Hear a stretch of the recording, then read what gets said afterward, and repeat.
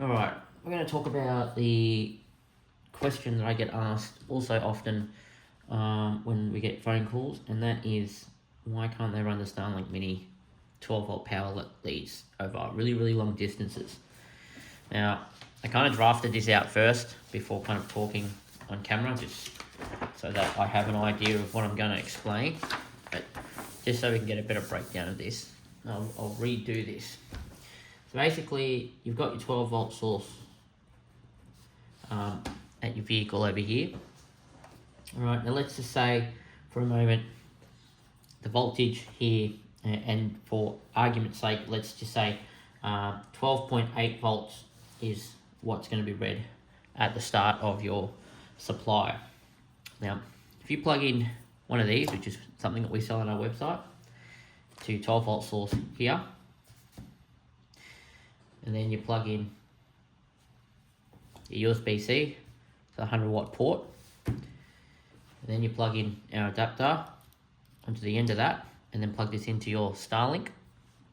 All right, this is a 2 meter cable, and it will work. All right, what this adapter does here, okay, it translates what 12 volt is down to what they call USB-C power delivery,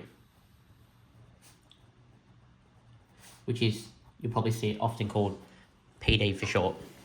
So USB-C power delivery, and this is generally at 20 volts at what they call 3 amps, which is equivalent to 60 watts of power. Now, I'm going to try and not confuse you guys and try and keep this as simple as possible. There's going to be a couple of things I'm not going to explain here because you probably don't really need to know it, and if you do, you can ask in the comments below. So this device here, it converts your 12.8 volts, aka 12 volt source, to your 20 volts, which then can provide 60 watts at 3 amps to the Starlink Mini. And that's what the Starlink Mini needs. It's rated to run between 60 watts and 100 watts. Technically, 5 amps would make it 100 watts. All right? Not relevant right now. So that's fine, and that will work in that application, no problem. All right. Now, what happens? People have said to me, "Oh, but I have a USB-C port on another device." So this could be a wall plug. This could be another one similar to this that plugs into the cigarette lighter socket in your car. The thing is, if this doesn't support what they call power delivery version 1, which will supply 20 volts at a minimum of 3 amps, which will give 60 watts, won't power your Starlink. AKA, if I plug this cable in here and plug this end into the Starlink Mini, that's not going to work. It doesn't matter what's on the other side. This just will not convert and make that power because it hasn't really got USB-C power delivery. All right. There's plenty of things on the market where you can get a USB, like your standard USB-A cable, and then it converts it to a USB-C. That won't work. It must be proper USB-C PD. All right, and it must support at least 60 watts for Starlink to work. That's number 1 rule. Now, with that out of the way, now that you know you need a proper device that converts 12 volts to 60 watts, this one here says 100 watts capable. Now you understand that, why can't, the next question I get is, why can't we just have a cable like this that goes for 10, 15, 20 meters? Basically, to keep it really simple, this cable, so I'll just draw a line here. So everything below the yellow line is what we're talking about right now, starting something new. What comes out of this here, all right, is your USB-C, 20 volts. Now, the easiest way to explain this is there's something called voltage drop. Now, between one, I'll just draw a line here. We'll just say this is 1 meter. This is 2 meters. 10 meters. All right. This is just an example, and this isn't to scale, guys. It's just to give you an idea. The voltage will start at the very start here at 20 volts. All right. By the time it gets down this line at each of these meter distances, all right, you're going to lose voltage. Depending on how heavy the wire is, or how thick the wire is, We'll determine how much voltage loss you have over the distance. But just as a general scale, let's just say you start at 20 volts. At 2 meters, you might be at 19.9 volts, 19.8 volts, 19.7 volts. It might drop a little bit more here, so it might go straight to 19.5 volts, 19.3 volts, 19.1 volt. It might go to 18.9 volts. Let's just say here 18.8 and 18.7 volts at worst case scenario right down the end. Sorry, you guys can't see that. There. So then at this end here, at the 10 meter end, the voltage is at 18.7 volts, which may not be sufficient enough to power the Starlink once it starts taking in a draw of power. And since Starlink is negotiating that it wants USB-C power delivery at 20 volts, because the voltage drops too much, it can't negotiate the power, and the Starlink might just restart, turn off, or behave unexpectedly, especially when it wants to draw more than 60 watts. So for example, this might be drawing the full 60 watts that it wants. Let's just say it peaks past 60 watts. Maybe it goes up to, let's just say 100 watts. This will drop significantly more. This might go as deep as much as 17 volts. And that's going to cause the whole Starlink to just not operate correctly, because the Starlink will want to operate as close to 20 volts as it can over power delivery protocol. Now that's why we can't have a really long USB-C cable from a power source like this in the Starlink Mini, and that's why we only sell 2 meter cables, because that's what we've tested it to work with absolutely fine. Now the other way around this is to basically do a re-regulation at the end of a 12 volt circuit. Now to explain that, this device here can re-regulate power, because that's what it does. It converts 12 volts to other voltages that are within the power delivery specifications. I think there's 15 volts, 9 volts, 20 volts as different options.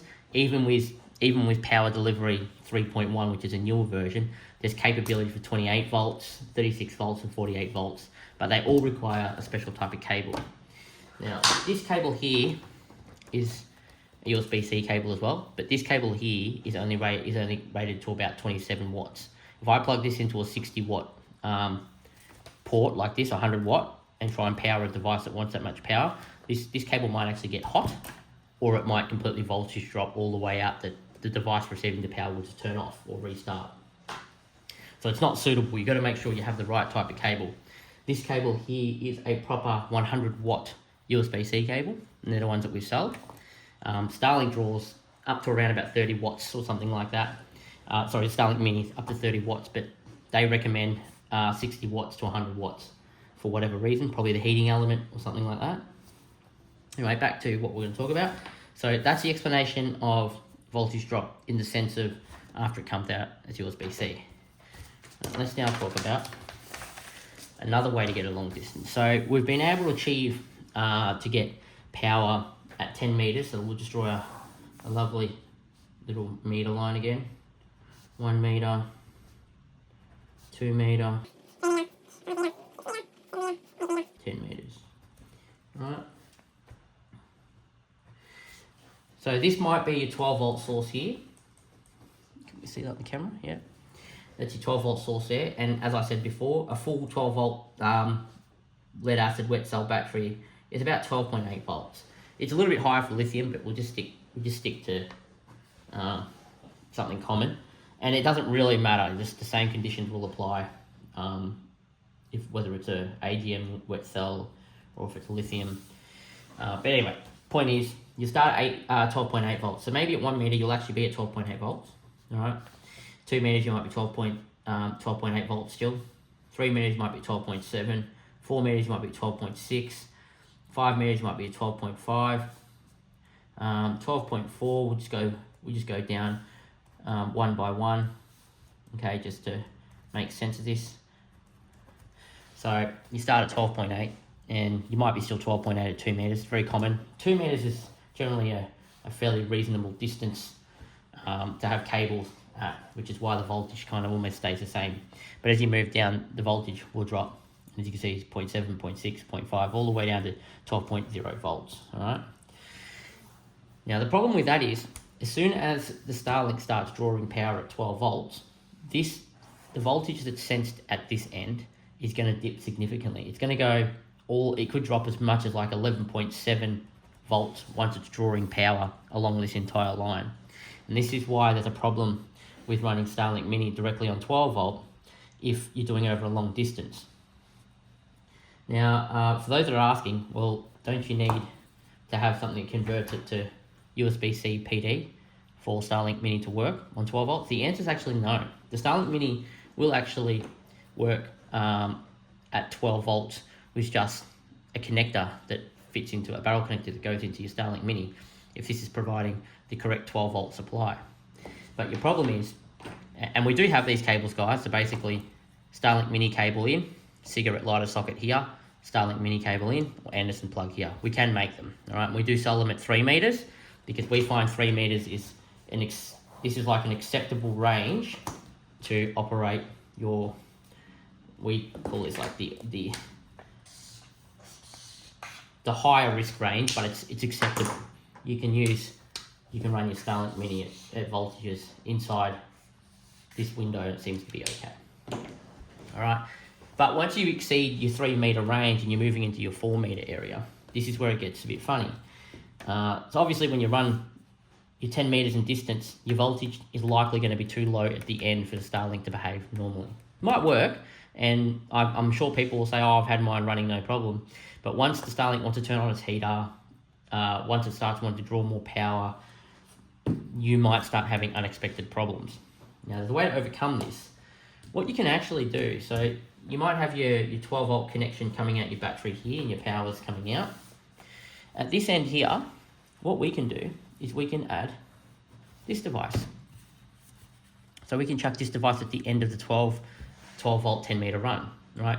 And what this is going to do, this has a voltage operating range of 11.6 to 14.6 volts, I believe. So it doesn't matter what voltage goes into this, it's between 11.6 to 14.6 volts. As long as it's a voltage between that range, this is going to work, all right? And no matter what voltage it is down here, just getting pushed into this device when it's plugged in, this device is still going to put out a clean 20 volts supply via USB-C. So let's just say for a second that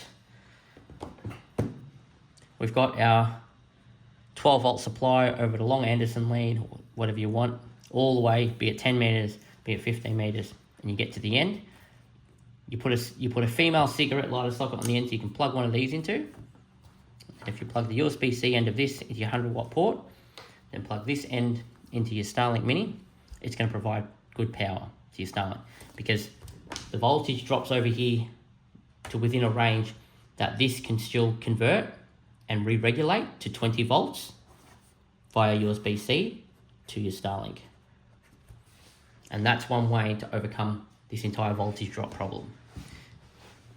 Can you do this over 20 meters? You probably could.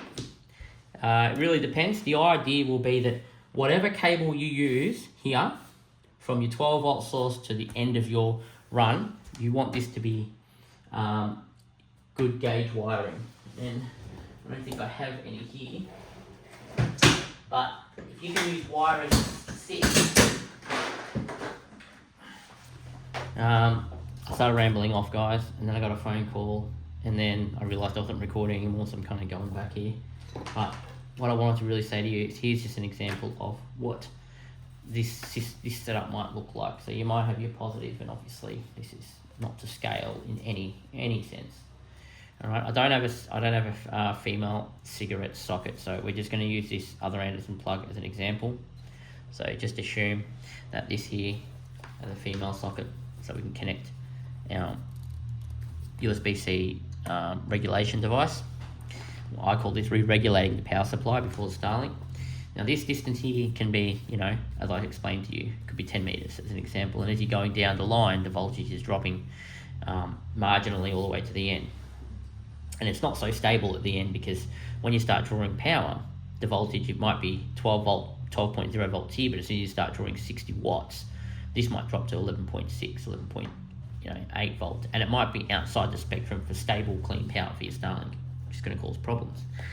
But if you don't connect this directly to the Starlink here, so aka you don't have a cable that comes straight out looking like that from the two cables directly into your Starlink, you have a female cigarette socket.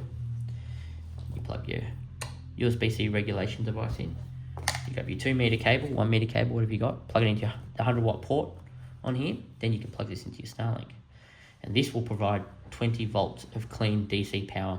Even if you draw 60 amps, even if you draw 3 amps at 60 watts, this will still be very close to 20 volts. Might be 19.9, 19.8, but it's very close to what the Starlink will want to operate correctly on that 20 volt protocol.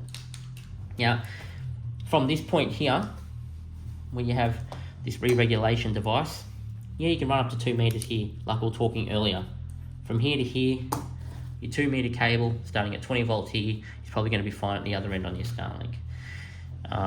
Some things I was explaining also before my phone rang, that when I didn't realize it was stopped recording, was wattage is always the same when it comes to power. So Starlink recommends 60 watts. I think on some of their data sheets it even says up to 100 watts.